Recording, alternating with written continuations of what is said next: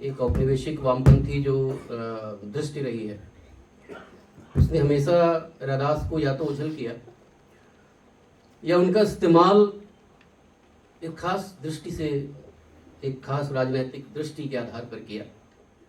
एक कहावत है जो आप सभी जिससे परिचित होंगे, मन चंगा तो कटौती में गंगा। इनके लिए, रैदास जी के लिए बहुत इन्हीं के ऊपर एक कहावत बनी थी, क्योंकि उन्होंने उनसे एक बार उनके शिष्य ने यह इच्छा जाहिर की थी कि क्यों ना गंगा स्नान कर लिया जाए। गंगा के प्रति रैदास के मन में अपार स्नेह था, पर रैदास जी ने बोला कि नहीं, क्योंकि वो अपने कार्य से भी बहुत गहरे रूप में जुड़े हुए थे। Ravidas not only as a bhakti saint poet, but we need to look at him as a social reformer. So most of the time what happens is we confine ourselves, to look at their teachings as a piece of literature. ये संतों के साथ रहना, संतों की वाणी की चर्चा करना, ये हमारे जीवन को सफलता की ओर अग्रसर करता है। इस रविदास गुरु, रविदास गुरु, रविदास गुरु, रविदास गुरु, रविदास गुरु, रविदास गुरु, रविदास। कई बच्चे बोलते रहते थे कि मुख्य द्वार होना चाहिए, बड़ा सा, अच्छा सा, सुंदर सा। तो आज उसका भी हम लोगों ने अपनी तरफ से अपने विश्वविद्यालय के लिए आज किया है। और हमारे बच्चे यहाँ बैठे हैं, अगर सहमति दें तो आज दिन इतना महत्वपूर्ण है, और अगर उस द्वार का नाम भी संत रविदास द्वार रख दिया जाए तो कैसा होगा। जिम्मेदारी हिंदी विभाग को हमने दे रखी थी एसओसी ने, तो मैं मैडम को जो ही उनके हेड ऑफ द डिपार्टमेंट ने ये जिम्मेदारी दी, मैं समझता हूँ दिन में कई बार हमारे पास आके और इतना सिस्टमेटिक व्यवस्थित प्रोग्राम आपने जो है ना आज ऑर्गेनाइज करवा दिया है। और मैं एक बार मैडम को जो है ना कुछ चीज़ें चॉकआउट करके बताया था कि मैडम ऐसे रूपरेखा तैयार करना आपको, उन्हीं पैटर्न पे उसी तरीके से आपने बहुत अच्छे तरीके से इस प्रोग्राम को सफल किया। मैडम आपको बहुत बहुत धन्यवाद।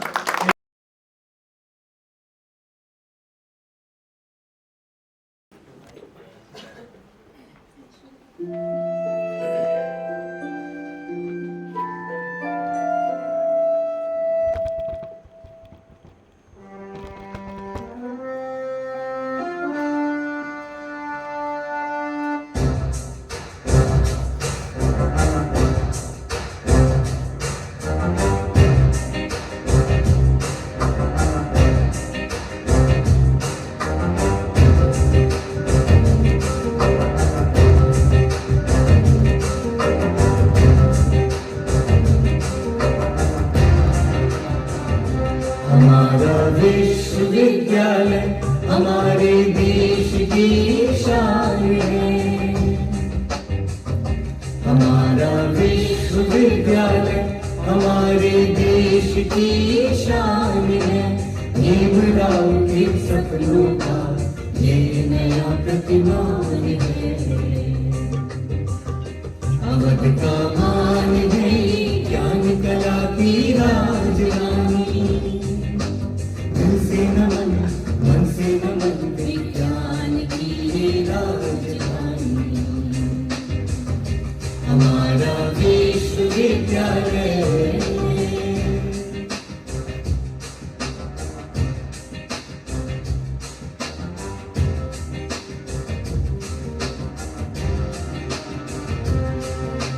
बुद्ध के संदेश से दुनिया निखारे। सत्य अहिंसा प्रेम से जग को सवारी। ज्ञान ऐसा हो कि जो मुक्ति दिलाए। वो प्रकृति की जो इंसान बनाए। हमारा विश्वविद्यालय हमारे देश की शान है। भीमराव के सपनों का ये नया प्रतिमान है। हमारा विश्वविद्यालय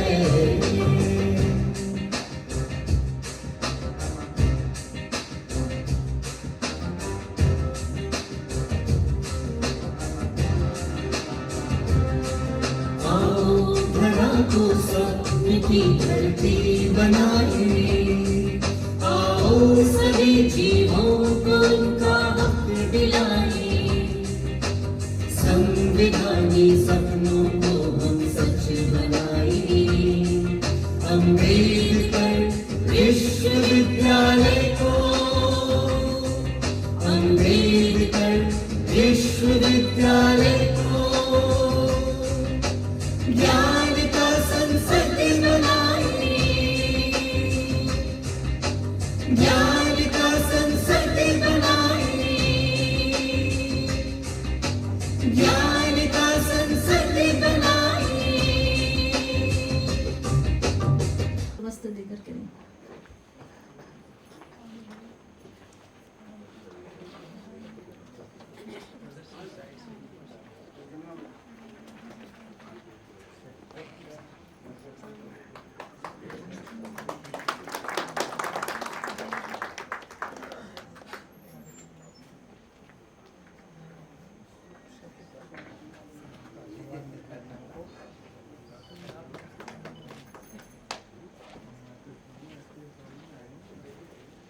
अब मैं डॉक्टर श्री शंकर यादव सर से निवेदन करूंगी कि भाई आप लोग बैठ जाओ सामने, बताओ कैमरे के। अंगवस्त्र पुष्प गुच्छ दे करके स्वागत करें।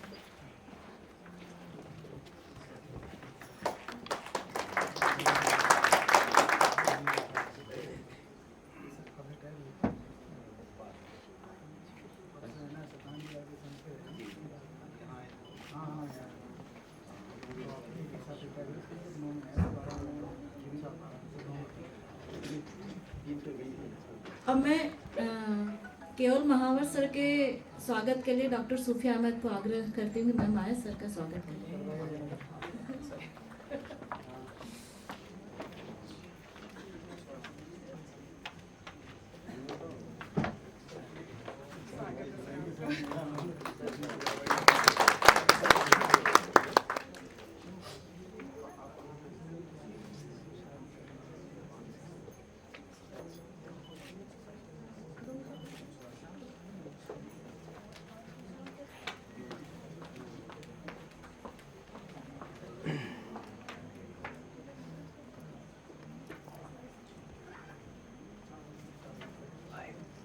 अब मैं डॉक्टर प्रीतिराम मैम से आग्रह करती हूँ कि आप हमारे संकाय अध्यक्ष doctor professor Sarvesh Singh sir का पुष्पगुच्छ अंगवस्त्र देकर के स्वागत करें।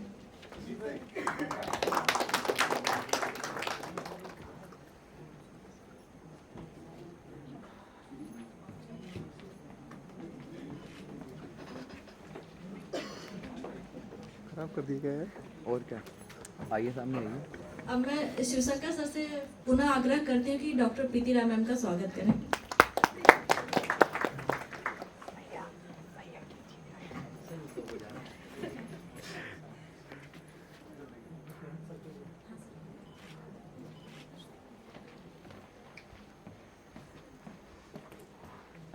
अब मैं स्वागत वक्तव्य के लिए हमारे संकाय अध्यक्ष प्रोफेसर सर्वेश सिंह सर से आग्रह करती हूँ कि सर आए।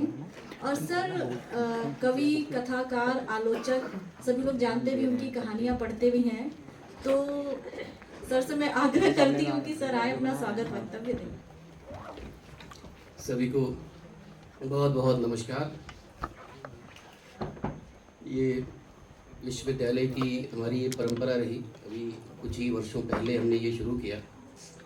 माननीय कुलपति महोदय द्वारा कि हम इन अपने पुराने ऋषियों, संतों, भक्तों, जिन्होंने हमारे समाज को, हमारे राष्ट्र को निर्मित किया, हमारी जाति के निर्माण में योगदान दिया और ये भारत को एक रखा, ऐसे पुरखों को, उनकी जन्मतिथियाँ, उनकी जयंतियाँ हम मनाएंगे। एक बड़ी ही स्वस्थ परंपरा है।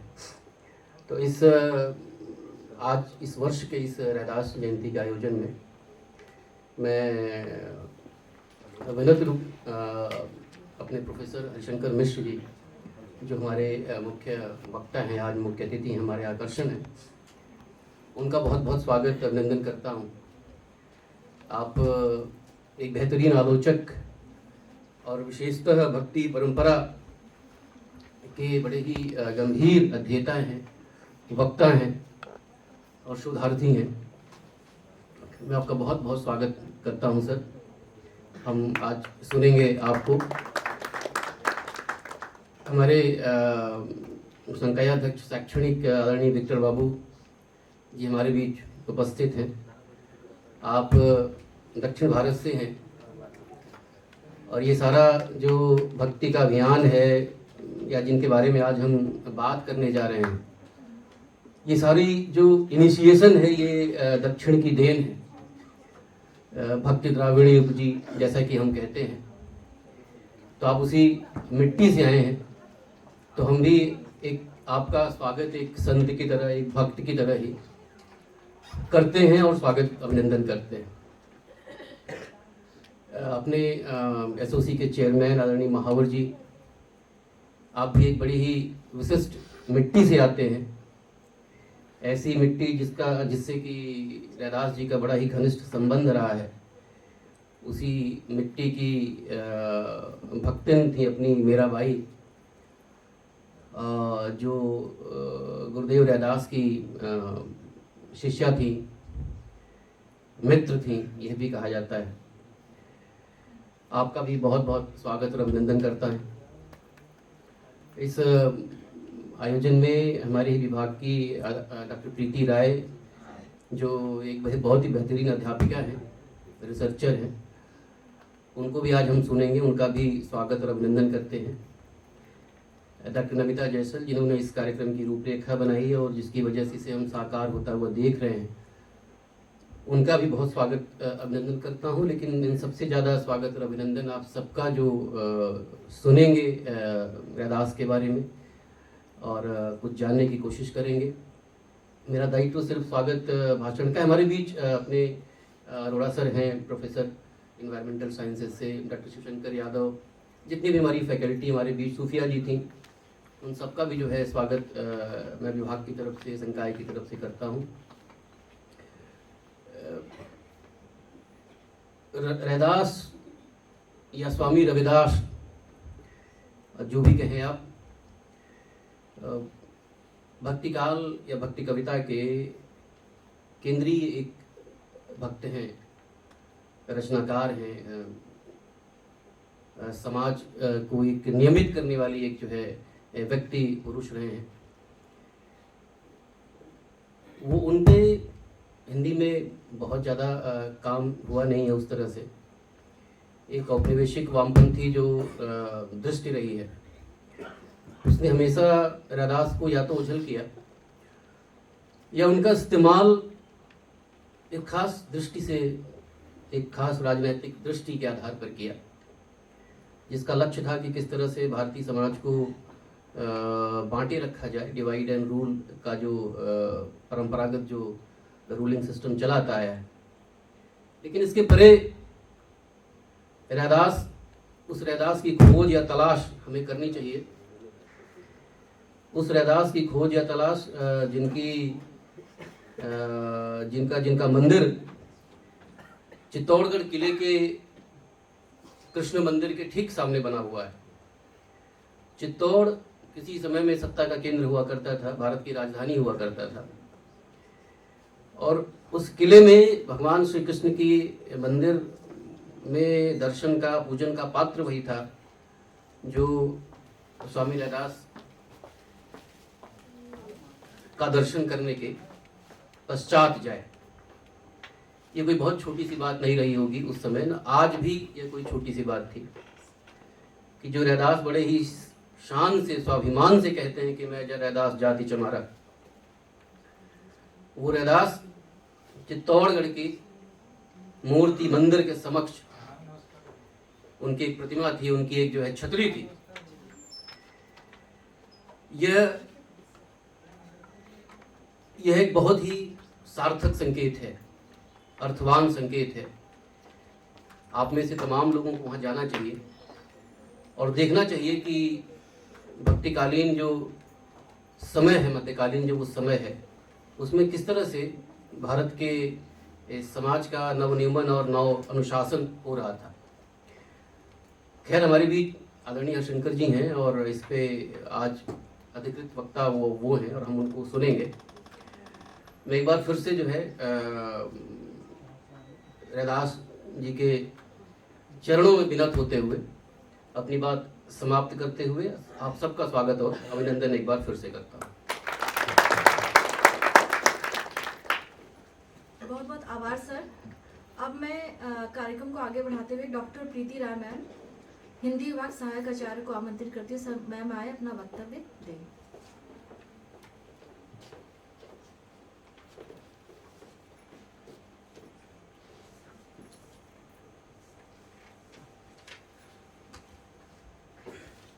धन्यवाद नमिता। बाबा साहब भीमराव अम्बेडकर विश्वविद्यालय के हिंदी विभाग द्वारा आयोजित संत रविदास जयंती के समारोह में उपस्थित मंचासीन, अभी हमारे बीच माननीय कुलपति महोदय जी नहीं है, कुछ ही देर में वो आ जाएंगे। सर का मैं स्वागत करती हूँ। मुख्य वक्ता प्रोफेसर हरिशंकर सिंह सर, जो कि लखनऊ विश्वविद्यालय के पूर्व आचार्य हैं। विशिष्ट वक्ता प्रोफेसर एस विक्टर बाबू सर, जो कि संकाय अध्यक्ष हैं शैक्षणिक बीबीयू के। प्रोफेसर सर्वेश सिंह सर, जो कि भाषा एवं साहित्य विद्यापीठ के संकाय अध्यक्ष हैं। Professor KL. महावर सर, जो कि ASOE तथा आचार्य एवं अध्यक्ष हैं पुस्तकालय एवं सूचना विज्ञान विभाग बीबीयू के। सर आप सभी के प्रति बहुत बहुत आप सभी का मैं स्वागत करती हूँ।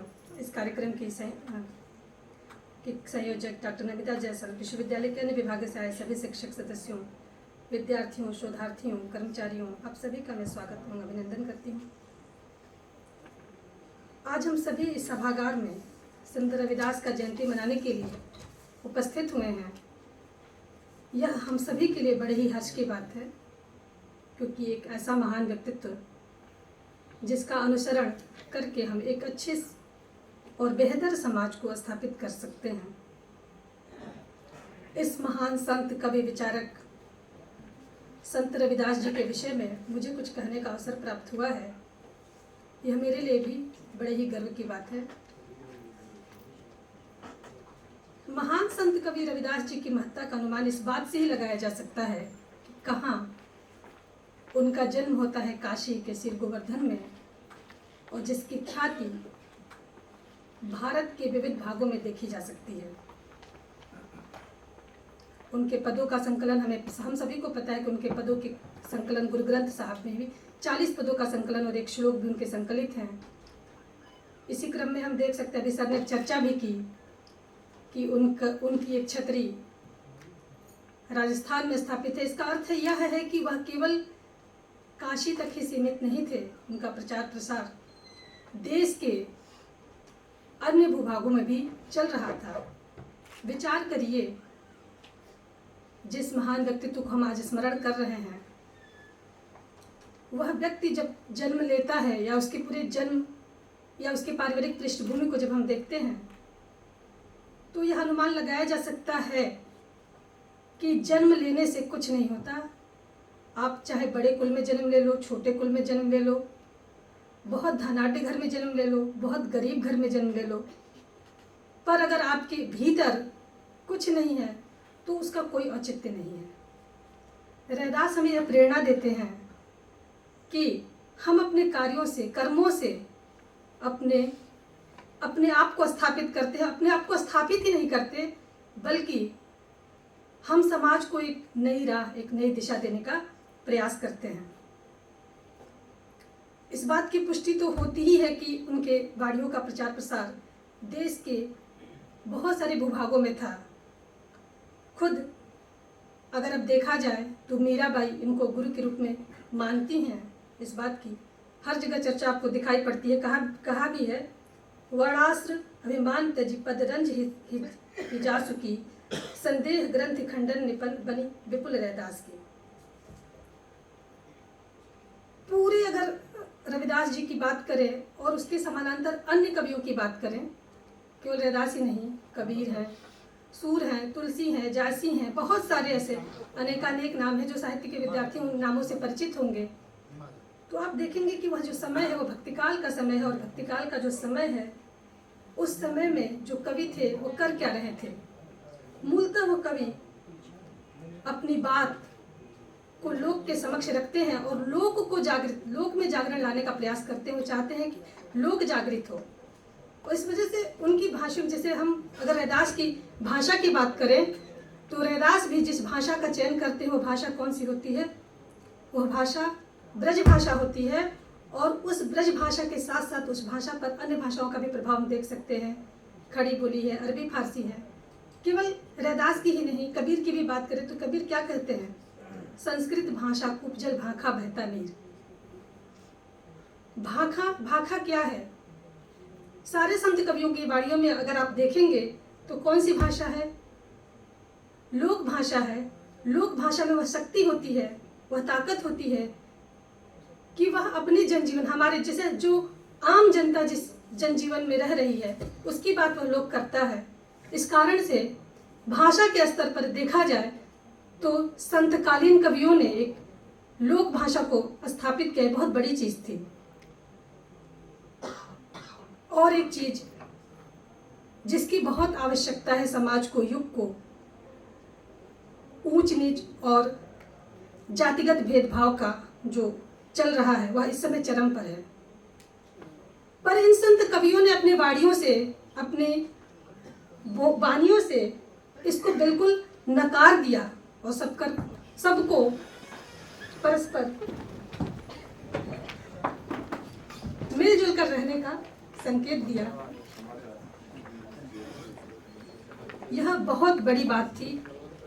रैदास भी कहते हैं कृष्ण करीम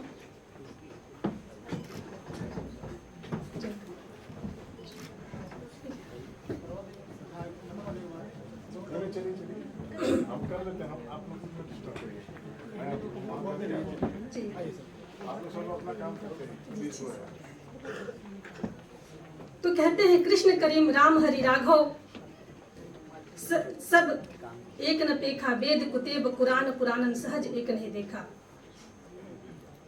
रैदास के संदर्भ में और कबीर के संदर्भ में भी देखें, क्योंकि सबका जो मन था, जो सारे भक्ति काल के कवि थे या जो जितने भी संत कवि थे, जो उनका मन था वह मन एक ही था, वह एक ही बाणी का विधान कर रहे थे। कबीर भी कहते हैं जाति पाति पूछे नहीं कोई, हरि का भजे सो हरि का होई। यही नहीं, ये तो निर्गुण संतों की वाणी की बात हो गई। अगर हम सगुण की भी बात करें, तुलसी की भी बात करें, तो वह भी कहते हैं कि निर्मल मन जन सुमहि का पावा, मोहि कपट छल छिद्र न भावा। कितनी बड़ी बात संत रैदास जी ने की। अगर उस बात को ठीक ढंग से समझ लिया जाए तो एक बेहतर समाज को स्थापित करने में हमें सफलता मिल जाएगी और कभी भी किसी प्रकार का सांप्रदायिक भेदभाव समाज में उपस्थित नहीं होगा। रैदास आगे भी कहते हैं, कहे रैदास तेरी भगति दूर है, भाग बड़े सो पावे, तज अभिमान मेट माया घर पितलक हवे चुन खावे। यहाँ जो यह पंक्ति संदेश देती है कि भक्ति का जो मार्ग होता है या ज्ञान का मार्ग होता है, हम सभी जानते हैं कि जैसे ही हमारे भीतर अहंकार का प्रवेश होगा हम उस मार्ग में सफल नहीं हो सकेंगे। भक्ति के मार्ग या ज्ञान के मार्ग में सफलता का मूल मंत्र क्या है? अभिमान का त्याग। यही बात कबीर भी कहते हैं, यह तो घर है प्रेम का, खाला का घर ना है, शीश चढ़ाए भुई धरे तब घर बैठे माँ। बहुत अनिवार्य है। हम सभी जानते हैं कि जब भी हम ज्ञान के मार्ग पर अग्रसर होते हैं, और कई बार आपने देखा भी होगा कि किस तरह से वृक्ष भी हमें संदेश देता है, जब उसमें फल लग जाते हैं तो झुकता है, उठता नहीं है। ज्ञान के मार्ग में भी यह बात बखूबी लागू होता है कि अगर आप ज्ञान के मार्ग पर अग्रसर हैं या भक्ति के मार्ग पर अग्रसर हैं तो उसकी प्राथमिक अर्हता है अभिमान का त्याग। उस अभिमान की त्याग की बात संत कवि रविदास जी उठाते हैं, कबीर दास उठाते हैं। यही नहीं, भक्ति काल का प्रत्येक कवि अभिमान के परित्याग की बात करता है। तो जिस व्यक्ति की बात हम कर रहे हैं, कबीर भी कहते हैं कि ऊंचे कुल का जन्मिया जे करड़ी ऊंच न होए। केवल ऊंचे कुल में जन्म लेने से कुछ नहीं होता, आपको श्रम करना पड़ेगा, कर्म करना पड़ेगा।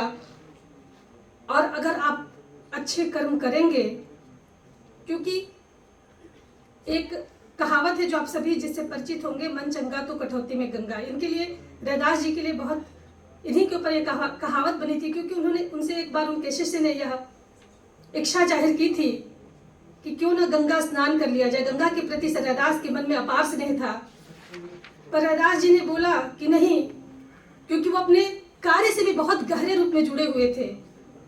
उनका कार्य आप हम सभी जानते हैं कि उनका कार्य क्या था।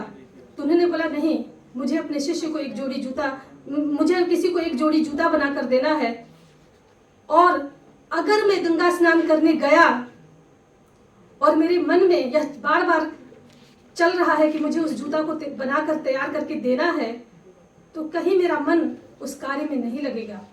तो बेहतर यही है कि मैं इस जूता को बनाकर उन्हें, जिनको मैंने बोला है, उनको मैं सौंप दूं। कि बहुत बड़ी अपने कार्य के प्रति, अपने कर्म के प्रति, और कहते हैं कि यही जो कर्म के प्रति हमारी जो प्रतिबद्धता है, यही भक्ति है, यही ईश्वर के प्रति सच्चा समर्पण है। और उन्होंने अपने कर्म को सर्वोपरि स्थान दिया। यह एक बहुत बड़ी सीख है। ये हम सभी के लिए भी जरूरी है कि हम अपने कर्म को सर्वोपरि स्थान दें। उसके बाद ठीक है भक्ति करें, पर कर्म ज्यादा महत्वपूर्ण है। ये बहुत बड़ा संदेश रैदास अपनी वाणियों के माध्यम से दे रहे थे, समझा रहे थे। इस प्रकार से मतलब ऊंचे कुल में जन्म लेने से कुछ नहीं होता है। बार बार यह बात, क्योंकि अगर हम संत साहित्य पर विचार करें तो जितने भी कवि विचारक जितने भी आए हैं, कोई बहुत ऊंचे कुल का व्यक्ति नहीं है, कोई धनाढ्य नहीं है। सब छोटे छोटे अपने कार्य कर रहे हैं, उसके साथ भक्ति भी कर रहे हैं। भक्ति है, उनको हम समाज सुधारक नहीं कह सकते, को समाज सुधार करने चले थे।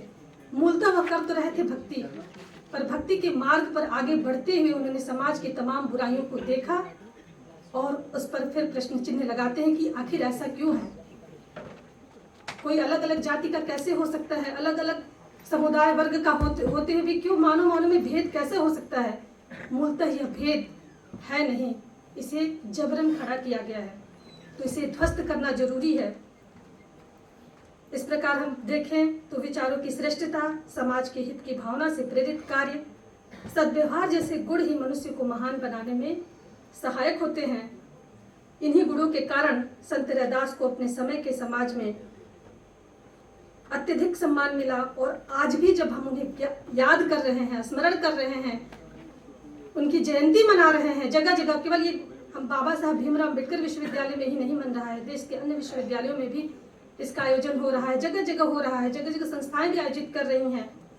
तो निश्चित रूप से उनकी उपयोगिता है, और पढ़ेंगे तो हमें निश्चित रूप से समझ में आता है कि संत रविदास की वाणियों में कुछ ऐसा है जिससे हम एक अच्छा और सशक्त समाज स्थापित और निर्मित कर सकते हैं।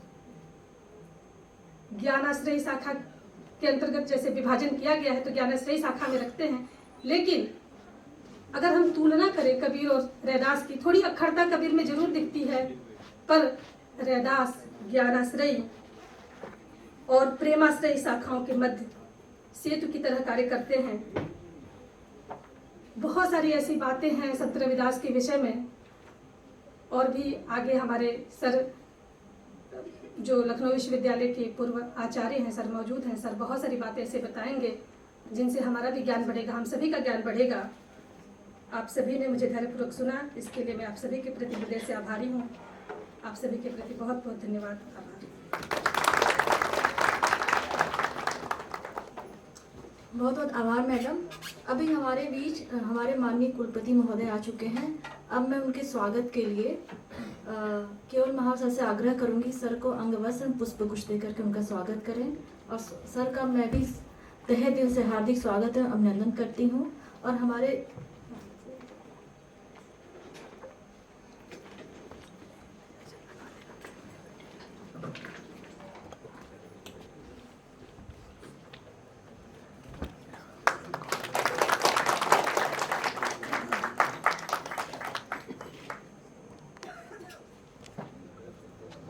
के पहले भी स्वागत कर चुके हैं अभी मगर यहाँ भी स्वागत कर रहे हैं।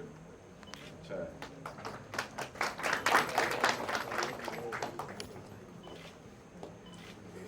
Ravidas not only as a bhakti saint poet, but we need to look at him as a social reformer. So most of the time what happens is we confine ourselves, to look at their teachings as a piece of literature. But then these are the people who actually want. They not only thought about heaven after the death of a person, right? But they also thought about the existing society. Right? And in the South India, we have Nairas and Alvars. These are the poets who were ministers who went from place to place, who talked about the value of bhakti and how to achieve bhakti. Right? When people were faced with the question of rebirth, the cycle of how to break the cycle of birth and death. So this was the greatest question. It was right before Mahatma Gautam Buddha and then Vardhaman Mahavira. Everybody thought about how to achieve nirvana. Right? It is called nirvana in Jainism, Buddhism, and then mukti, right, in Hinduism, right, moksha, mukti or moksha. So they were grappling with that kind of question. So they said bhakti basically talks about how to achieve this nirvana. Right? You can achieve nirvana no matter what caste you belong to, no matter what profession you follow, and no matter which category of gender you belong to. You can achieve nirvana provided you have bhakti, you have devotion towards God. So this is the basic central message of bhakti movement. And when it comes to Sant Ravidas, now as somebody said, even his messages, his couplets have been incorporated in Adi Granth, right? These are the like Guru Nanak and then Kabir, Tulsidas, and then other people, other bhakti people, really thought about the society which was prevalent at that point of time, and then social inequalities, discrimination, which was prevalent at that point of time. Then how to tackle that, and how to live together as a society, right? How people belong to different religions and then different communities, they were worshipping different gods and goddesses, and yet how all of us can live peacefully, coexist peacefully. This was the central message of Bhakti movement. And then even in UK, right, I was there in the UK for some time. Then in Southall, one day I woke up and then some people were going, then I asked what is going on. Then they said there is Ravidas temple was there. In Southall, in UK, I found the temple of Ravidas. So Indian diaspora also carried our gods and goddesses to abroad, and then they were worshipping Sant Ravidas there. And not only that, even people from all over, as he is not confined to Varanasi, although he was born here, but his teachings spread across the nations. So every year I think a lot of people come from Punjab or Haryana and then those places to worship him during his annual festival. So we need to understand the central message of Bhakti and then the contribution of Sant Ravidas to the society. The basic message is coexistence, peaceful coexistence, which you get from his message. So let us be inspired by his teaching today, and as we gather together, and then we need to take his teachings and then follow his teachings in our lives. Thank you.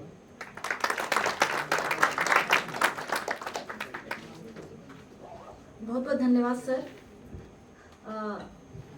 Sir आपने ये बताया कि संत रविदास भक्ति आंदोलन के माध्यम से भक्ति को कैसे स्थापित कर रहे थे, इस पे अपने बहुत ही सारगर्भित व्याख्यान दिया। आपका बहुत बहुत आभार।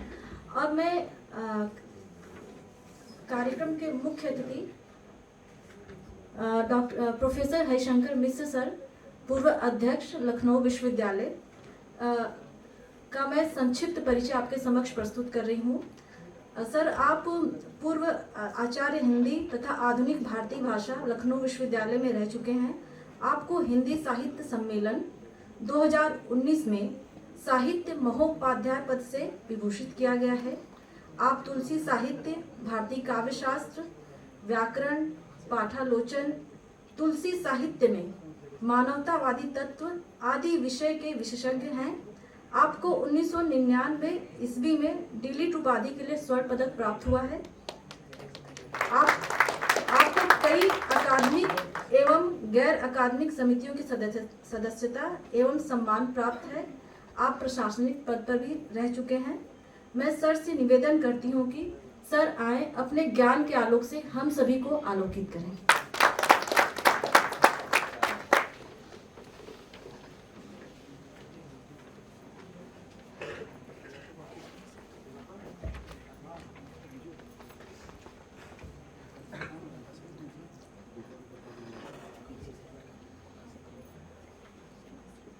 आप सभी को संत रविदास जयंती की हार्दिक शुभकामनाएं।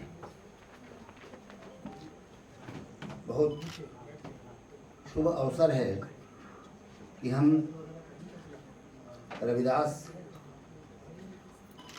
संत रविदास जी के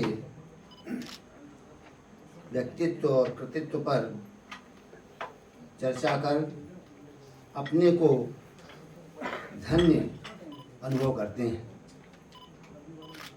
ये संतों के साथ रहना, संतों की वाणी की चर्चा करना, ये हमारे जीवन को सफलता की ओर अग्रसर करता है।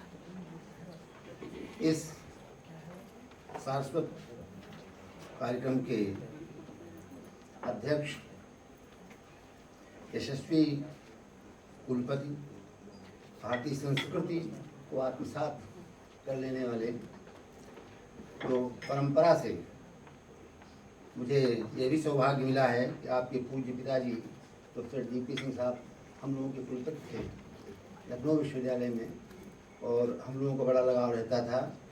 प्रोफेसर OPV शुक्ल भी रहे उसमें। तो ऐसे जिन्होंने पूरी कर्मठता के साथ पूरी भारतीय संस्कृति के मूल्यों को जीते हुए प्रोफेसर कुलपति संजय सिंह जी, मैं आपका अभिनंदन करता हूँ। आज के एकेडमिक्स के डीन, संकाय अध्यक्ष प्रोफेसर विक्टर बाबू, प्रोफेसर महावर जी, भाषा संकाय अध्यक्ष प्रोफेसर सर्वेश सिंह जी, डॉक्टर प्रीति राय, आज के इस कार्य का संयोजन कर रही और संचालन कर रही डॉक्टर जयसल, डॉक्टर OPV शुक्ल साहब अध्यक्ष, और मेरे सभी समान धर्मा बंधु तथा प्रिय बच्चों, हम सबको इन कार्यक्रमों में विशेष रुचि लेनी चाहिए जो हमारे जीवन मूल्यों से, मानव मूल्यों से जुड़े हुए हैं और जो हमारे प्रेरणा के स्रोत हैं। उनमें संत रविदास का नाम बहुत अग्रणी है। संत रविदास को संतों का संत कहा गया है, क्योंकि अपने समकालीन संतों में उन्होंने जिस सादगी के साथ, जिस निष्ठा के साथ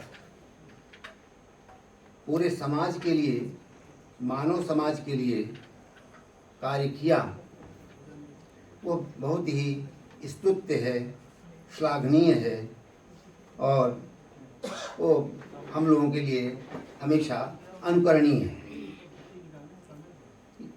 संत कबीर और संत रविदास समकालीन थे। इनका स्थिति काल 1388 से 1518 तक अनुमान किया जाता है, और ये माना जाता है कि ये लगभग 126 वर्ष तक जीवित रहे। उस समय दीर्घायु मिलती थी। संत कबीर भी 120 वर्ष तक जीवित रहे। और संत कबीर और रविदास दोनों रामानंद के शिष्य थे। रामानंद के 12 शिष्यों में ये प्रमुख शिष्य थे, संत कबीर और संत रविदास। अभी जैसा पता चला, आपको सुनने में आया कि संत रविदास का जन्म बनारस, जो आजकल मड़ुआडीह कहलाता है, पुराना नाम इसका मंडूर था, वहाँ हुआ था। और ऐसा लिखा है, गुरु के विषय मैंने बताया कि उन्होंने स्वयं एक साखी में लिखा है कि रामानंद मई गुरु मिलो पाया ब्रह्म विसास। राम नाम अमीय रस पियो रविदास हो भयो खलास। रामानंद से इनको दीक्षा मिली थी, ऐसा इन्होंने स्वयं भी उल्लेख किया है। आज यहाँ संदर्भ नहीं है, कुछ इसमें मतांतर भी हैं, उसकी चर्चा बाद में की जाएगी। और इन्होंने रामानंद से जो दीक्षा ली, पूरे समाज के लिए उन्होंने एक कार्य किया, प्रेरणा का, एक समरसता लाने के लिए। समाज में समरसता हो, भेदभाव में कोई न पड़े, समाज का तभी विकास हो सकता है जब उसमें एक सामंजस्य स्थापित हो और तरह तरह के जो भेदभाव हैं वो मिट जाएं। इन संतों ने ये अनुभव किया कि हमारा समाज क्यों विखंडित हो रहा है, समाज हमारा क्यों उन्नति नहीं कर रहा है, ये सब अनुभव करते थे। ये संत वास्तव में चिंतक थे, भक्ति तो करते ही थे, परस्पर गोष्ठियाँ भी करते थे, मिलते थे, यात्राएं करते थे, समाज के विषय में, समाज की समस्याओं के संदर्भ में बहुत गंभीर चिंतन करते थे और उसके लिए हल निकालने का पूरा प्रयास करते थे। ये उस समय के थिंकर थे, चिंतक थे, केवल भक्त नहीं थे। भक्त तो करते ही थे, भक्ति थी इनकी, लेकिन उसके साथ साथ ये बहुत आवश्यक समझते थे कि पूरी मानवता का कैसे हित हो, क्योंकि ये संत का काम ही है कि सबका हित करें। जो सबका हित करता है उसे ही ये संत मानते थे। इस तरह से इन्होंने पूरा, जैसे हमारे अध्ययन के अनुसार जो मैंने अध्ययन किया है कि जिसे हम अंधकार युग कहते हैं, डार्क एज कहते हैं, मध्यकाल, उस समय इनका प्राकट्य हुआ, कबीर का, संत कबीर और संत रविदास का। मध्यकालीन बोध से पूरी मानसिकता जकड़ी हुई थी। मध्यकालीन बोध पूरे विश्व में 7वीं 8वीं शताब्दी से मध्यकाल आरंभ होता है और विश्व में तो 17वीं शताब्दी तक जाता है, किंतु भारत में महाराज हर्ष के निधन के बाद 647 ईस्वी के बाद ये मध्यकाल की प्रवृत्तियाँ दिखने लगती हैं और हमारे यहाँ ये 19वीं शताब्दी के मध्य तक आता है। ये मध्यकाल आगे बढ़ जाता है, विश्व में पहले समाप्त हो जाता है, हमारे यहाँ ये आगे बढ़ जाता है। इसलिए ये इस मध्यकाल की जो प्रवृत्ति है वो क्या है कि इसमें जो एक विशाल ज्ञान, उसके प्रति जिज्ञासा मनुष्य के अंदर कम हो जाती है। मध्यकाल में जो मध्ययुगीन बोध है या बोध है, वो उसका पहला लक्षण ये है कि मनुष्य में जो एक विशाल ज्ञान है, अखंड ज्ञान है, उसके प्रति जिज्ञासा का भाव बहुत सीमित हो जाता है और जो पहले का प्राप्त ज्ञान है, मिला हुआ ज्ञान है, उसमें ही उसको ही आप्त वाक्य मानकर उसमें ही संतुष्ट होकर रहने की प्रवृत्ति जागृत हो जाती है। ने कुछ मौलिक सोचने का, कुछ नया सोचने की भावना नहीं रह गई थी। वो मध्यकालीन एक मनोवृत्ति थी जिसको समीक्षकों ने, आचार्यों ने एक जबती हुई मनोवृत्ति कहा है कि वो घेर लेती है मध्यकालीन मनोवृत्ति।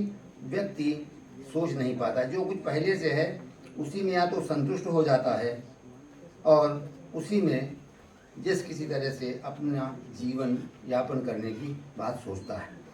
तो ये बहुत से अंधविश्वास मध्यकालीन बोध से उत्पन्न हुए, जैसे जो अंधविश्वास हैं, जादू टोना है या झाड़ फूंक है, तंत्र मंत्र है और तरह तरह के भेदभाव, बहुत अनेक प्रकार के की तांत्रिक या अन्य प्रकार की उपासनाएं, इन सब में इनका प्रभाव पूरी जनता पर पड़ गया और जनता इन्हीं में सिमट गई। ये मध्यकालीन बौद्ध है। इसीलिए इसको अंधकार युग से लोगों ने नाम दिया है। लेकिन जो विश्व का मध्यकालीन बौद्ध है उससे हमारे भारत का मध्यकालीन बौद्ध अलग है, क्योंकि हमारे यहाँ इन संतों ने इस स्थिति को आने नहीं दिया। कुछ प्रभाव तो आया है, लेकिन वो बराबर प्रयास करते रहे कि हम इस प्रकार के मध्यकालीन बौद्ध से उभरें। तभी संत कबीर हों, संत रविदास हों, इन्होंने अंधविश्वासों के प्रति बहुत कुछ कहा। अंधविश्वास से जनता को दूर रखने के लिए पूरा प्रयास किया। जितने भी खंडन तंत्र मंत्र हैं या इस तरह के शकुन अपशकुन हैं, इन सब के प्रति जनता को जागृत किया और इनकी निस्सारता असारता सिद्ध की कि इनमें कुछ भी नहीं है, ये निरर्थक हैं और हमारी मानवता को बाधित करते हैं। तो कहने का मतलब ये है कि जो मध्यकालीन बौद्ध का जो विकार था या घटाटोप था, उसमें ये संत प्रकाश दे रहे थे और हमें बराबर उबारने की चिंता कर रहे थे और एक सफल प्रयास भी इन लोगों का रहा है मध्यकालीन बौद्ध से उबारने के लिए। इन्होंने सदाचार पर बल दिया, विशेष रूप से सदाचार, क्योंकि जो संत है वो सदाचरण पर ही बल देता है। यदि हमारा आचरण, हमारा व्यवहार सत्य है, सदाचार पूर्ण है, तभी हम सच्चे मनुष्य हैं। यदि हम कई बार संत रविदास जी ने अपनी वाणियों में लिखा है कि हम कैसे पंच विकारों से काम, क्रोध, लोभ, मोह, मद आदि से ग्रस्त होकर के और अपने मानव जीवन के उद्देश्य को पूरा नहीं करते और भटक जाते हैं। इसलिए उन्होंने एक विशेष बात कही कि सत्य और सत्य के साथ सेवा भाव, निष्ठा, उनका जो सबसे बड़ा अवदान है संत रविदास का, वो है भक्ति के साथ सेवा भावना और कर्म करते हुए भक्ति करना, यानी कर्म ही बड़ी भक्ति है और सेवा भाव। उन्होंने कहा कि मन में ही संत संतोष रखो, सबकर सेवा लाग। सबकी सेवा करनी चाहिए व्यक्ति। सेवा सब कुछ देत है, रैदास सेवई मत त्याग। सेवा सब कुछ देत है, यानी हमें सभी जीवों की जो हमें प्रकृति है, पर्यावरण है, जो भी जीव हैं जो हमारे साथ हैं, उन सब के प्रति भी हमें ध्यान रखना चाहिए। उनकी सेवा का भी हमें उपक्रम करना चाहिए, क्योंकि उससे हमारा भी कल्याण होता है। और सबसे बड़ी बात उन्होंने जो दीन दुखी आदि की कही कि दीन दुखी कर सेव मई लग रहो रैदास। रैदास जीवन भर दीन दुखियों की सेवा में लगे रहे।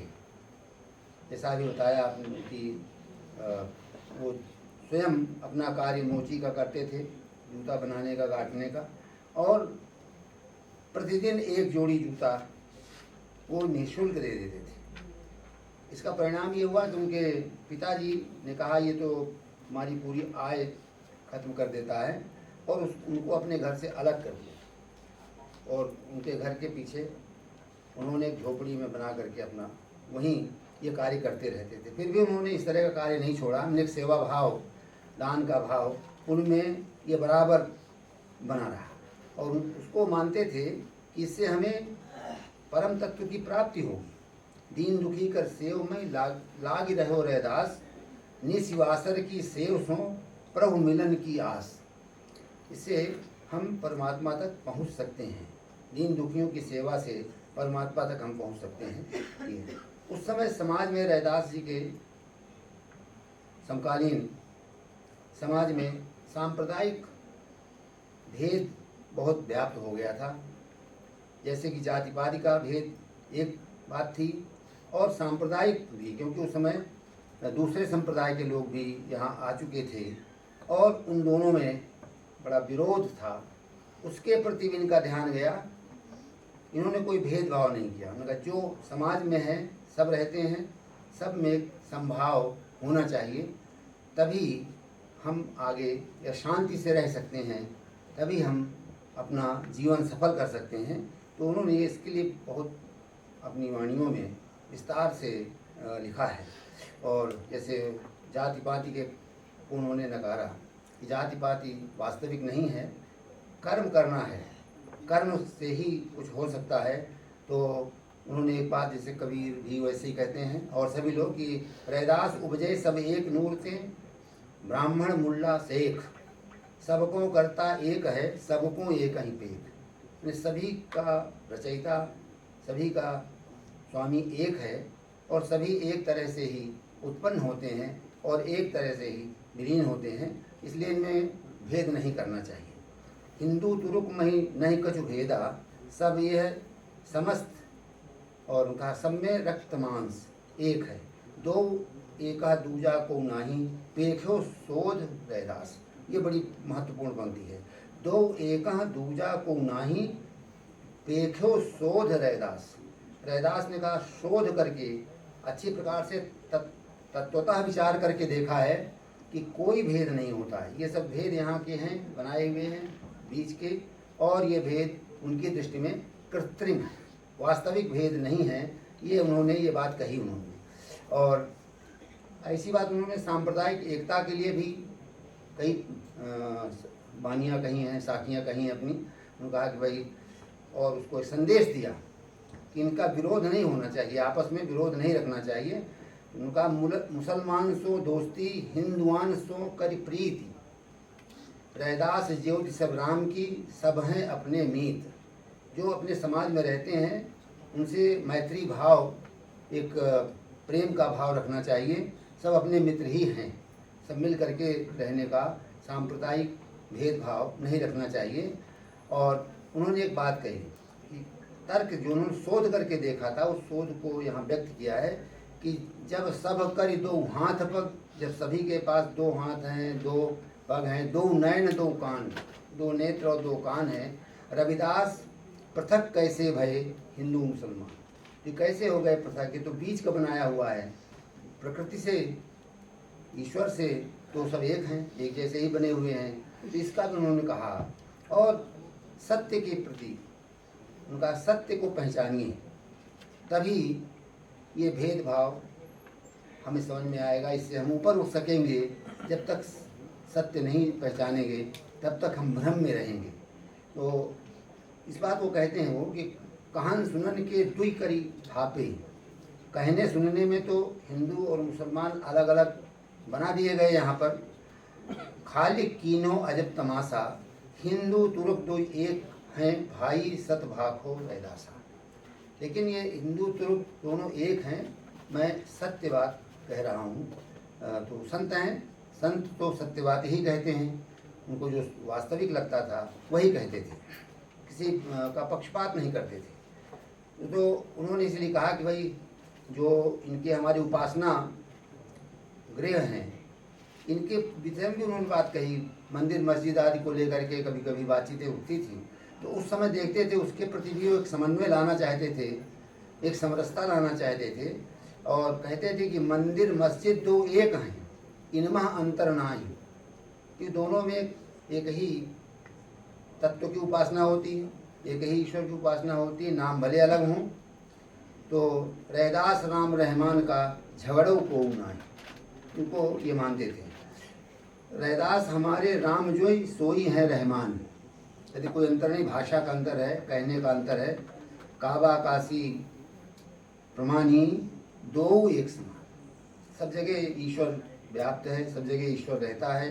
ये केवल हम बना लेते हैं अपने अपने संप्रदाय के अनुसार, अपनी अपनी परिस्थिति और जलवायु के अनुसार। लेकिन ऐसा कोई भेद नहीं है। ऐसे उन्होंने ऊंच नीच का हमारे समाज में बड़ा प्रचलन हो गया था, उसको उन्होंने नकारा और कहा कि ऊंच नीच कुछ नहीं है, क्योंकि एक माटी के सबे भांडे सबको एक सृजन हारा। सभी पंचतत्व से बने हुए हैं, कोई भी व्यक्ति है वो पंचतत्व से ही बना हुआ है, तो उसमें अंतर कैसे हो सकता है। रैदास उपजे सब एक बुंदते का ब्राह्मण का सूर, मूर्ख जन ना जानई और सब मह राम मजूर। कहते हैं जो इस तत्व को नहीं जानता कि सब एक ही तत्व से बने हुए हैं, भेदभाव नहीं है, वो व्यक्ति मूर्ख है, तत्वहीन है, तत्वज्ञ नहीं है। तो इस बात को भी वो बड़े स्पष्ट रूप से कहते हैं कि सब में एक ही तत्व, एक ही ज्योति विद्यमान है, इसलिए कोई अंतर नहीं है। फिर बार बार ज्योति की बात करते हैं। एक ज्योति से जौ सब उपजे, तौ ऊंच नीच करुमान। रैदास नाम कद धरे, कहु को नादबिंद है समान। नादबिंद की दृष्टि से सब समान है, एक ही नाद है, चल रहा है, सबके अंदर वही तत्व गुंजायमान है जो हमें जीवन प्रदान करता है, जो हमें जीवंत रखता है। तो जैसे कबीर कहते हैं, उसी तरह से भी कहते हैं जन्म जात मत पूछिए का जात अरूपात। जन्म जात मत पूछिए का जात अरूपात। रैदास पूत सब राम के, को नहीं जात कुजात।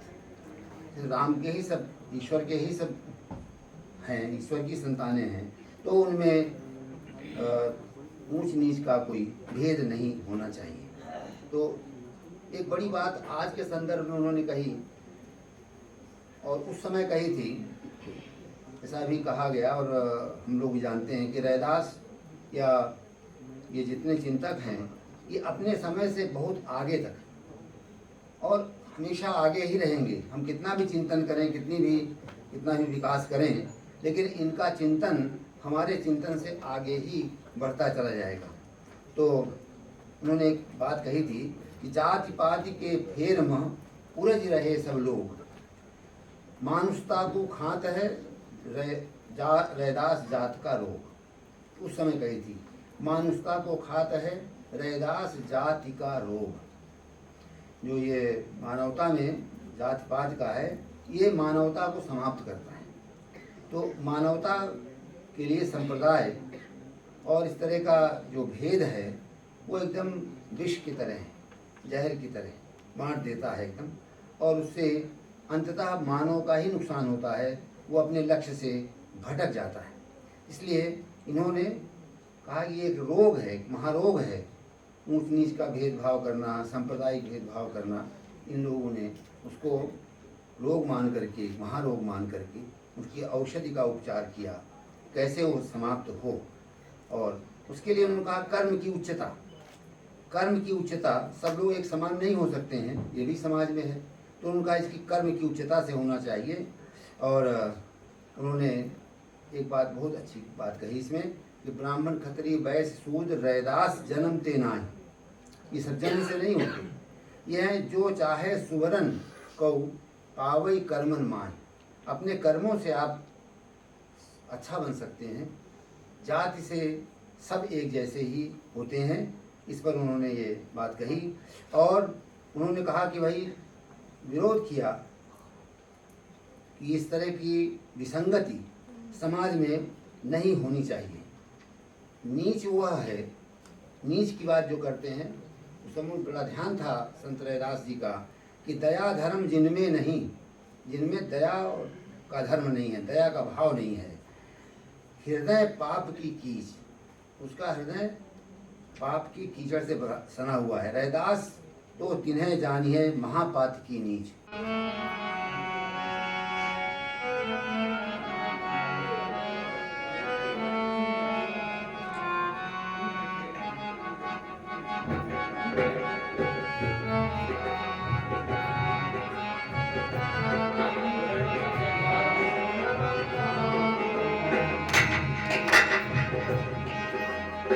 रविदास भगवान का रूप लेके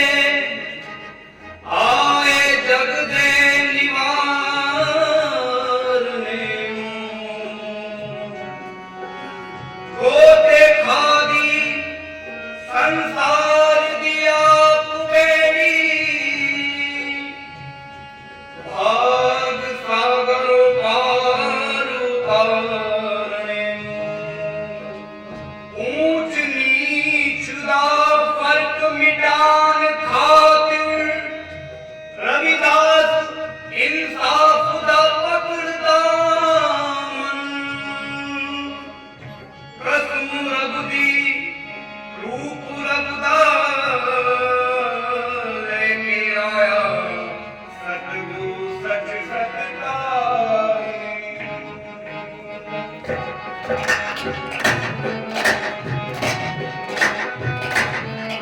रविदास गुरु रविदास गुरु रविदास गुरु रविदास गुरु रविदास गुरु रविदास गुरु रविदास ओ रविदास गुरु रविदास गुरु रविदास गुरु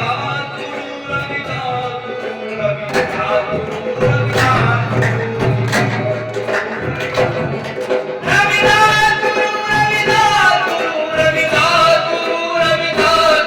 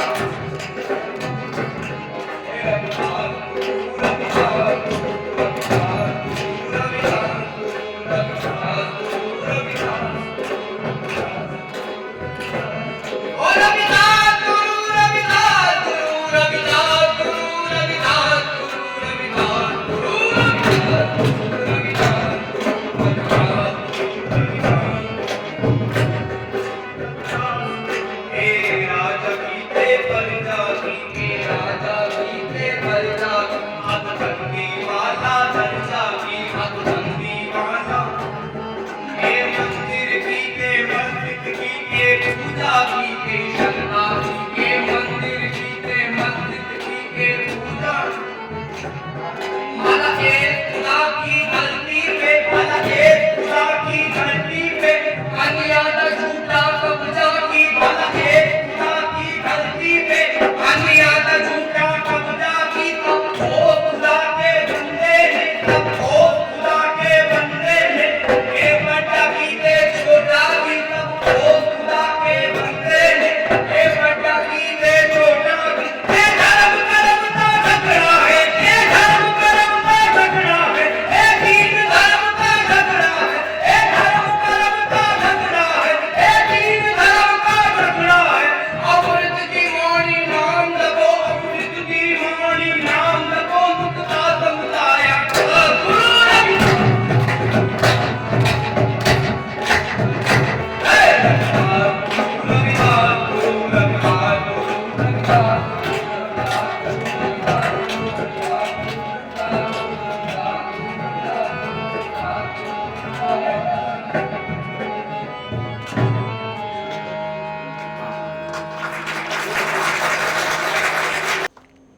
हमारे स्टैंडिंग ऑर्गेनाइजिंग कमेटी के चेयरमैन प्रोफेसर महावर साहब, प्रीति राय जी, नमिता जी और इस सभागार में बैठे हमारे वरिष्ठ सहयोगी गण और प्रिय विद्यार्थियों, इतना अच्छा भजन हुआ, उसके बाद तो मन बोलने का ज़्यादा कर नहीं रहा है। और सबसे बड़ी बात यह है कि आप सब बहुत देर से अभी बात हो रही थी रैदास जी की, उसमें कई चीज़ें आई सामने, कर्म, भक्ति, ज्ञान, ये तीनों का जो समावेश है, तो उसमें सबसे इम्पॉर्टेंट है कर्म। वो कर्म अभी हमारा क्या कर रहा है कि सबको 2 बजने जा रहा है, सबको भूख लगी होगी और जल्दी जल्दी कार्यक्रम समाप्त हो, यही असली कर्म है।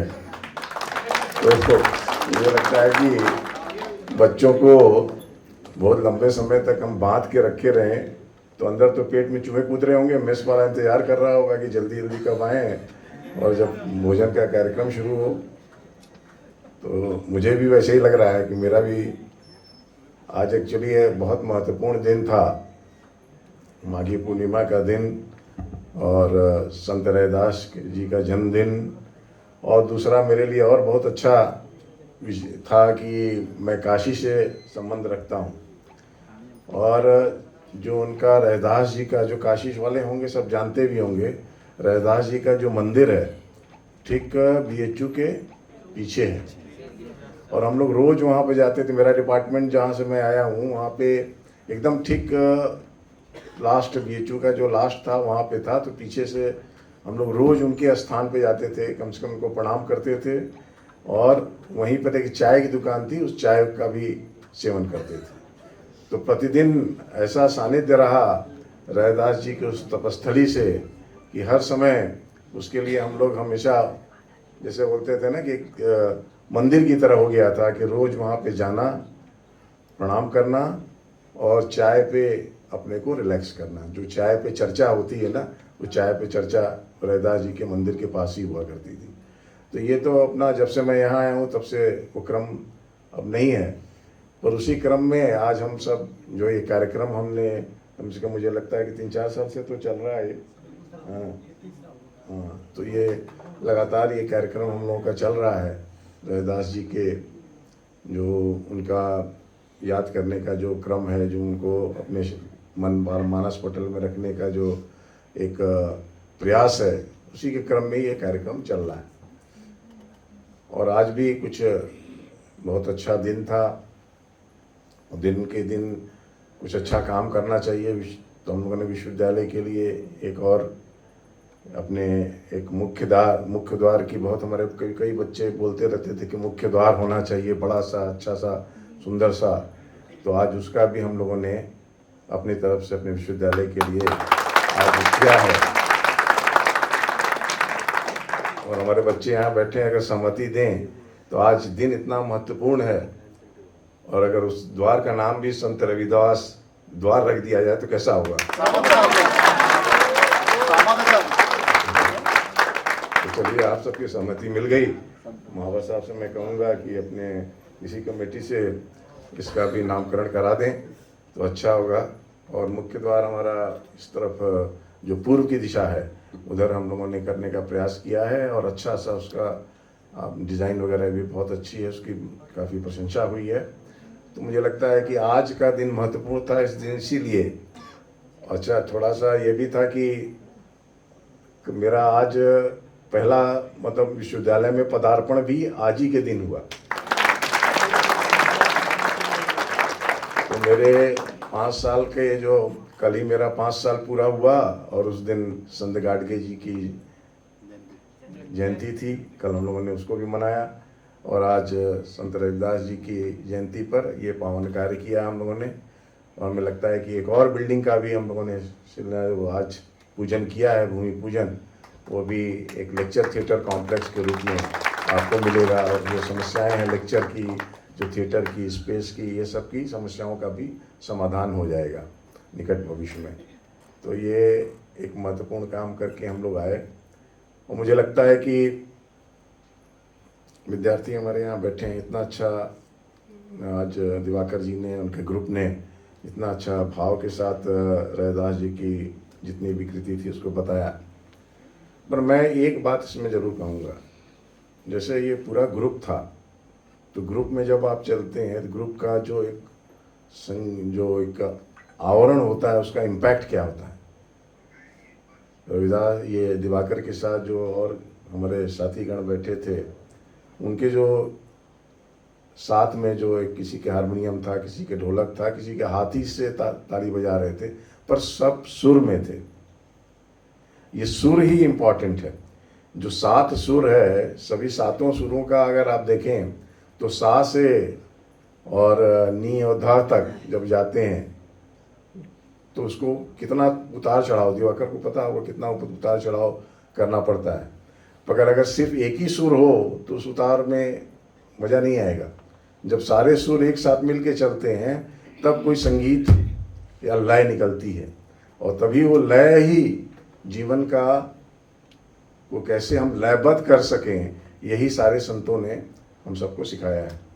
और इसमें सारे डाइवर्सिटी के बीच में कैसे सबको लेके लयबद्ध चलना है, ये एक बहुत आवश्यक कार्य है। तो अपने में जब लय नहीं होगा, जैसे दिवाकर जी ने सुर ऊपर भी कर रहे थे नीचे भी कर रहे थे, एक ही सुर में रहता तो शायद मज़ा ना आता।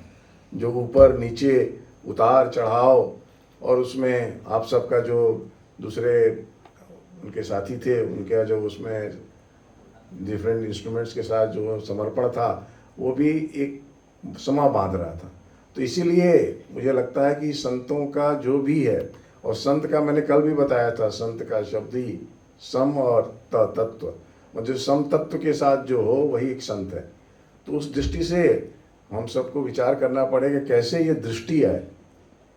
अगर रविदास जी को याद कर रहे हैं, संत गाडगे जी को याद कर रहे हैं, अब सोचिए रविदास जी पैदा हुए थे 1450 के आसपास, मैं शायद सही बोल रहा हूँ।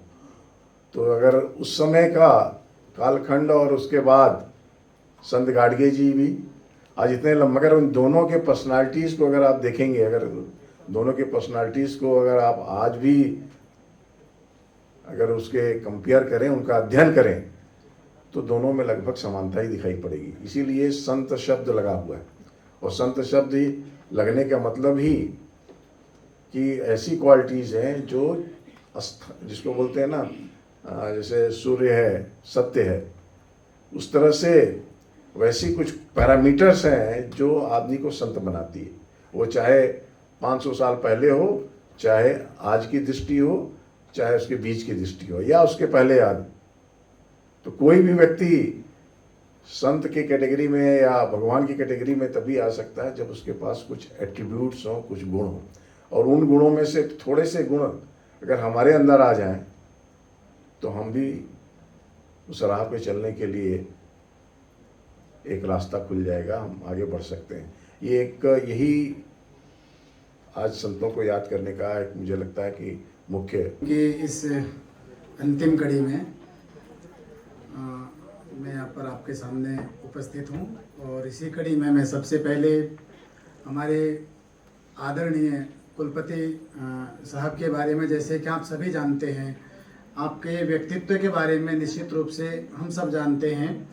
मैं आपसे मैं बताना चाहता हूँ कि मैं भी एक ग्रामीण परिवार से आता हूँ, और आप वहाँ पर जो है ना बहुत सी जन्म तिथियों को अशुभ और बहुत सी जन्म तिथियों को शुभ मानते हैं।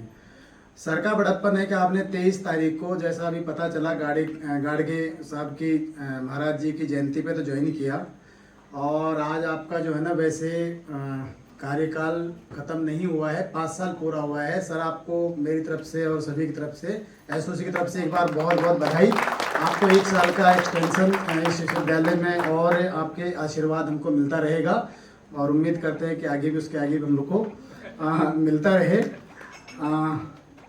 आज आपने, जैसा कि आपने देखा, सर ने जो है ना 2 हॉल हमको बड़े दे दिए हैं। सर सुबह से व्यस्त थे उन सभी कार्यक्रमों में, और आप सबको थोड़ा सा हम लोगों के कारण 11:30 की बजाय जो है ना 12:15 बजे हम प्रोग्राम शुरू कर पाए, लेकिन ये 45 मिनट हमको कभी अखरेगा नहीं। कारण उसका ये रहे कि आज आपने बहुत बड़ी सौगात, बहुत बड़ा उपहार हमारे विश्वविद्यालय को दे दिया है, जो कि मुख्य द्वार बनने जा रहा है। काफ़ी चिंतन के बाद सर ने जो है ना उस मुख्य द्वार का, जो कि तीनों तरफ से हमारी बिल्डिंग घिरी हुई है, और वहीं पर एक ऐसी जगह थी, तो मैं कह सकता हूं कि ये आप ही का जो है ना ब्रेन चाइल्ड, जिसको मैं कहूं कि आप ही का दिमाग था, क्योंकि मैं उसकी बिल्डिंग कमेटी में रहा हूं। तो इस सरकारी विजन रहा है कि गेट को किस जगह पर लाएं, और आप एक भव्य गेट देखने जा रहे हैं जो सीधा कनेक्ट करेगा आपको अंबेडकर भवन से, और उसका नामकरण करके तो आज आपने जो है ना विश्वविद्यालय को बहुत बड़ी सौगात सर आपने दे दी है। आपका बहुत बहुत बहुत धन्यवाद सर, इस प्रोग्राम को आपने सक्सेस बना दिया, बहुत ज़्यादा सफल बना दिया है। बहुत बहुत धन्यवाद सर आपका। इसी कड़ी में मैं आज के स्वागत करता हूं हमारे मुख्य वक्ता जो है वरिष्ठ, बहुत ही वरिष्ठ जो है ना एक आचार्य रहे हैं, मतलब विश्वविद्यालय में, लखनऊ विश्वविद्यालय में, प्रोफेसर मिश्र सर जो है, हरिशंकर मिश्र जी। तो आप काफ़ी वरिष्ठ रहे हैं और मैं समझ रहा था कि आपका जो पेपर, आपका जो व्याख्यान है वो सतही तौर का बिल्कुल भी नहीं था, एक शोध पत्र का प्रकार का था। मैं बहुत गहराई से सुन रहा था, आपने बहुत सारे कालों से लेकर बहुत सारी ऐसी चीज़ें बताई जो शायद हमने पहली बार सुनी होगी ऐसे मंच से। तो सर आपने जो हमको प्रकाशित किया बहुत ही गहरे ज्ञान से, आपका सर बहुत बहुत धन्यवाद इस प्रोग्राम में आने के लिए। साथ में मैं आज के हमारे जो डीन एकेडमिक अफेयर्स हैं प्रोफेसर विक्टर बाबू जी, मैंने कल आपसे रिक्वेस्ट किया कि सर आपको कल रविदास जी के ऊपर थोड़ा सा वक्तव्य मैं चाहता हूँ आपका। तो सर का कहना था कि नहीं मैं, लेकिन हिंदी में मैं कंफर्टेबल नहीं हूँ, मैं थोड़ा इंग्लिश में बोल दूँ क्या। मैंने कहा कि नहीं सर, लैंग्वेज कोई बैरियर नहीं होना चाहिए, बच्चों को आपका आशीर्वाद मिलना चाहिए, बच्चे एनलाइटन होने चाहिए। तो आपने भी सर हमारी प्रोग्राम की जो है ना शोभा बढ़ाई, आपका बहुत बहुत धन्यवाद sir. Dean school of linguistic and literature के प्रोफेसर सर्वेश जी, आपका मैंने पहली बार किस प्रकार से आपको जो है ना वेलकम आप दे रहे थे, तो मैं देख रहा था कि जो डाइस पे जो पर्सन्स हम लोग बैठे हुए थे वो हर किसी को संत की, किसी महान संत की मिट्टी से रिलेट करते हुए आप जो है हम लोगों का वेलकम कर रहे थे।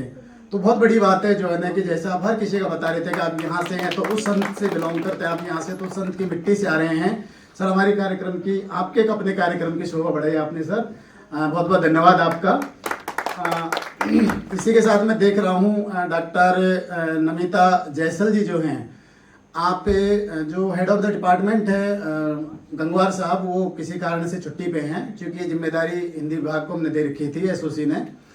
तो मैं मैडम को जो ही उनके हेड ऑफ द डिपार्टमेंट ने ये जिम्मेदारी दी, मैं समझता हूँ दिन में कई बार हमारे पास आके और इतना सिस्टमेटिक व्यवस्थित प्रोग्राम आपने जो है ना आज ऑर्गेनाइज करवा दिया है।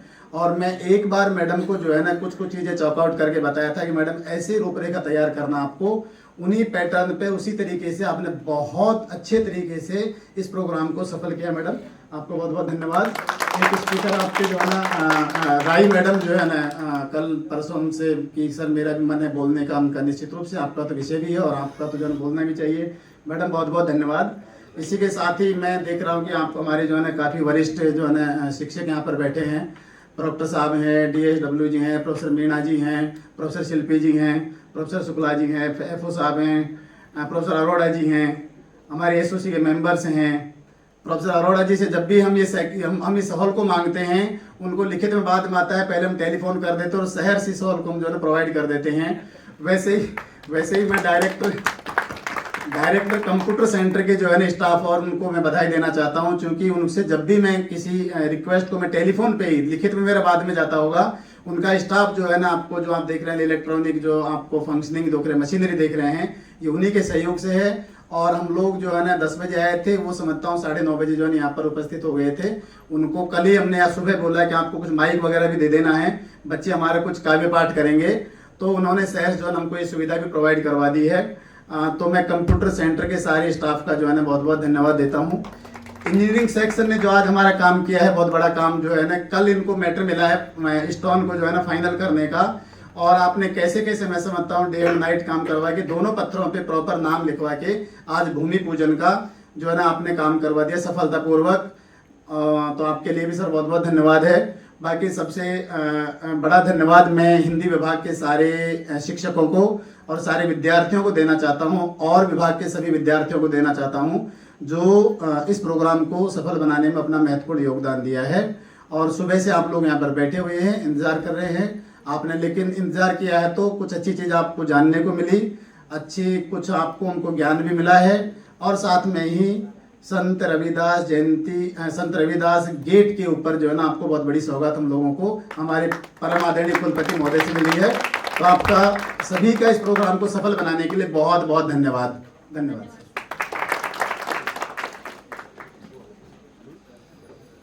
सभागार में उपस्थित आप आप सभी से मैं निवेदन करती हूँ कि राष्ट्रगान के लिए अपने स्थान पर खड़े हो जाएं।